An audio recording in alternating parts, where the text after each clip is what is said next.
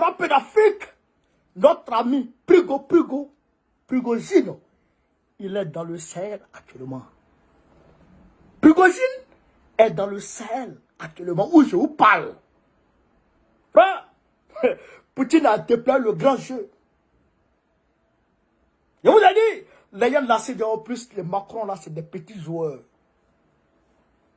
Allez dire aux militaires ivoiriens d'avoir pitié de leurs enfants, d'avoir pitié de leurs femmes, parce que ils peuvent très rapidement devenir des orphelins et des veuves.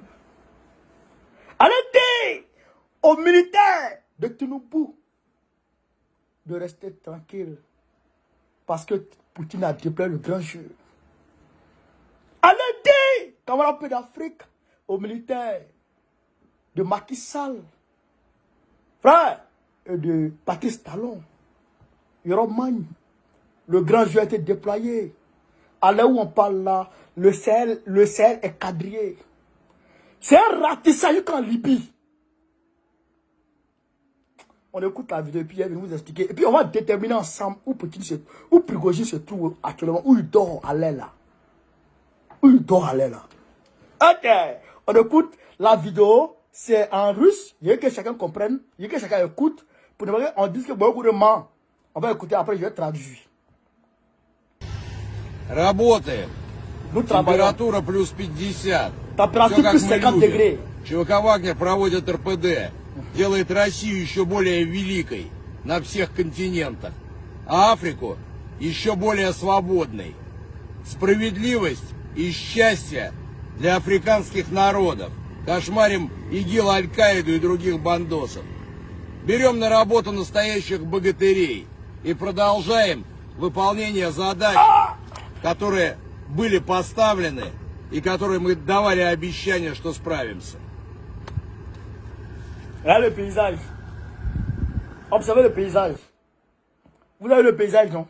D'accord. Camarade d'Afrique.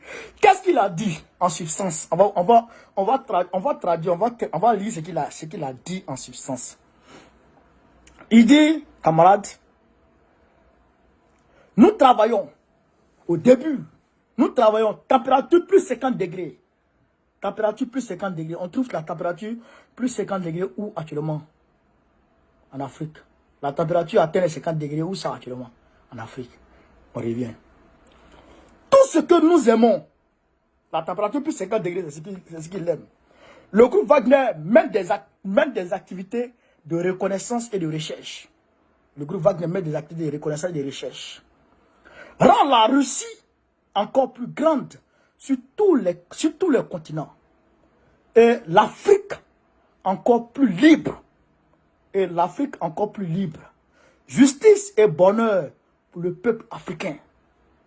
Il dit nous travaillons. Donc il travaille à la justice et au bonheur du peuple africain. Il travaille à la justice et au bonheur du peuple africain pour Al-Qaïda. Pour Al-Qaïda et autres. Pardon. Il travaille pour le bonheur et pour la justice et le bonheur pour le peuple africain. Maintenant, cauchemar de ISIS, c'est un groupe terroriste, ISIS et Al-Qaïda et tous les autres terroristes. Et le cauchemar, un travail pour être un cauchemar, pour être le cauchemar de ISIS et Al-Qaïda et autres terroristes. Nous embauchons de vrais héros et continuons à remplir les tâches qui ont été fixées auxquelles nous avons promis que nous pourrions nous en occuper, a déclaré Prigo. Donc, vous avez compris. Vous avez compris, chers camarades d'Afrique. Voilà la tradition textuelle de son discours. Et vous avez vu le paysage. Vous avez le paysage. Maintenant, on va essayer de réfléchir, vous et moi, pour comprendre Prigogine se trouve où actuellement. Dans quelle ville, dans quel pays il se trouve. Une chose est sûre, il est dans le Sahel. Une chose est sûre, il est dans le Sahel. Le Sahel comprend le Burkina Faso, le Mali, le Niger, le Tchad, la Mauritanie et aussi, on va dire, un peu l'Algérie, le Soudan n'est pas trop dedans. Le Soudan n'est pas trop dedans. Donc, il est entre, on va dire, on va retracer. Il ne peut pas être en Mauritanie, parce qu'il n'a rien à voir avec les Mauritaniens. Il ne peut pas être en Algérie, parce qu'il n'a rien à voir avec les Algériens.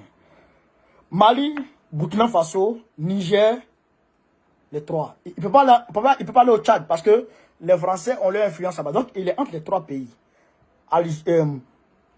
Mali, Burkina Faso, Niger. Entre les trois pays là. C'est là-bas il est. On va aller d'indice par indice. Je vous ai dit qu'aujourd'hui, la nuit d'hier aujourd'hui, matin, bonne heure, on va dire, il y a un avion russe qui s'est posé sur le tarmac de l'aéroport de Bamako. Et l'avion, c'était un avion cargo qui transportait des équipements de guerre de toutes sortes, mais particulièrement des missiles de longue portée. Des missiles de longue portée. Vous comprenez? Des missiles de longue portée. Mais l'avion aussi avait un équipage.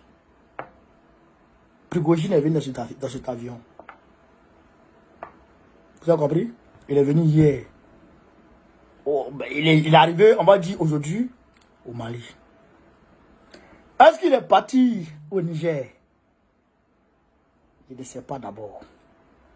Mais, une chose est sûre, c'est que le matériel qui est venu, il y a pour le Niger dedans. Et aujourd'hui, Poutine, je vous ai dit que Poutine a parlé avec Assimi Goïta. Ils ont fait près de 2 heures de temps de communication. Assimi Goïta, il a pris la garantie de la sécurité du Sahel. Et que la garantie, on va dire, comment dirais-je, il a pris sur le leadership du Sahel. Vous comprenez? Donc, aujourd'hui, la sécurité du Burkina Faso, du Mali et du Niger sont liées. Et ces trois pays sont condamnés à travailler ensemble. Maintenant, quand il y a 3 personnes, il faut un leader. Le leader, c'est Assimi Goïta. Donc, Assimi Goïta a plaidé. Ibrahim Traoré même, là, quand ils étaient à Saint-Pétersbourg, Ibrahim Traoré est parti voir Assimi Goïta. Vous les avez vus, non? Ils ont eu une rencontre là-bas, là, les deux. Donc, c'est du problème du Niger qu'ils ont parlé. Et quand Ibrahim Traoré a croisé tête à tête avec Assimi Goïta, avec Poutine, il en a parlé. Et il a demandé à Assimi Goïta d'en parler aussi dans son tête à tête. Et Assimi Goïta en a parlé. Maintenant, quand Assimi Goïta est venu, Assimi Goïta a vérifié la position. Poutine a appelé Assimi Goïta après.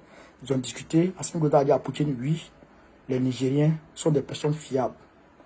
On peut leur faire confiance et on peut travailler avec eux. Donc, Poutine il sort le gros jeu.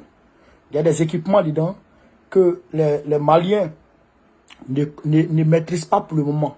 Il faut entraîner les gens. Il faut former les gens. Donc, les nouveaux équipements là, il y a de nouveaux instructeurs qui sont venus dessus. Mais c'est les équipements qui ne sont pas que pour le Mali, c'est aussi pour le Niger. Donc, il faut former les militaires nigériens avec ces nouveaux équipements. Donc, aujourd'hui, Prigojine, il est encore peut-être au Mali, peut-être il dort au Mali, il est au Mali, mais il enverra des gens former les militaires nigériens très rapidement à utiliser l'armement russe. Voici la position de Prigojine. Il est dans le Sahel. Mais ses valises sont au Mali. Ouais. Ok. Je vous ai dit de ne pas vous amuser. Quand je vous dis, les gens ne connaissent pas Poutine. Ils regardent Poutine, ils ne le connaissent pas. Poutine là, il a dit quelque chose. Parce que George Bush et puis Poutine, ils étaient amis. Quand George Bush a pris le pouvoir, parce que Bill Clinton, vers la fin du pouvoir de Bill Clinton, Poutine est venu. Quand Bush a pris le pouvoir là, Poutine et puis Bush là, ils ont fait amitié. Mais quand Poutine a vu, après, par la suite, le comportement de Bush, il a d'accord, j'ai compris. Mais malgré tout, Poutine se comportait un peu en ami. Mais quand Bush a attaqué l'Irak, Poutine a pris le CD. Comment ils ont tué Saddam Hussein? Il a pris le CD, puis s'est assis dans sa chambre. Il a regardé. On dit qu'il a regardé toute la nuit la même vidéo. C'est que comment les Américains ont bombardé Ukraine, il a regardé. Il n'a pas parlé. Pour Kadhafi, là, non. Ça, pour Kadhafi, ça l'a tué. Parce que quelque part, il se sent responsable. Vous comprenez? Quelque part, il s'est dit, non, pas responsable. Il s'est senti un peu, il s'est auto-flagellé parce que il s'est dit, mais, il était auto-blabé, on va dire. Il s'est dit, mais, pourquoi je ne suis pas intervenu à temps? Pourquoi j'ai accepté que cette résolution passe? Quelque part, lui-même, il se, vous comprenez? Il se culpabilise. Donc, il a dit, ça là, ça ne va plus se répéter devant moi. Il dit, ça là, ça ne va plus se répéter devant lui. Donc, il a pris toutes les dispositions. Tout président qui aura affaire à Babylone et que Babylone veut aller contre Poutine va s'interposer. C'est pourquoi il a sauvé Bachar al-Assad. Damas devrait tomber la nuit. Les Américains avaient tout prévu. Les chaînes, les médias occidentaux. Oh, Damas tombe, Damas va tomber. Poutine a appelé. Il a appelé, comment il s'appelle? Bachar. Il dit, Damas va tomber, j'arrive. Il a commencé à porter les gens là. Ils doivent aller loin. Donc il a sorti le grand jeu. Il n'y a rien. Toutes les batteries ont été installées. Anti-aérien, anti-missile. Frère, tout a été installé. Au niveau du Mali, ça va. Maintenant, on est en train de former les Nigériens maintenant. Faut aider. Celui qui a s'amusé. Celui qui a s'amusé. Il ne va même pas faire. C'est-à-dire qu'il ne va pas bouger. Même un seul gars ne va pas bouger. Tous ceux qui vont descendre au Niger, même un seul ne va pas bouger. Même un ne va pas bouger. C'est moi qui vous dis ça. Frère, partagez la vidéo, mettez-la partout à travers le monde entier. Vive le panafricanisme. Vive l'Afrique libre. Vive le monde multipolaire. Gbagbo, président de la Côte d'Ivoire 2025. Inch'Allah. On est ensemble. Merci.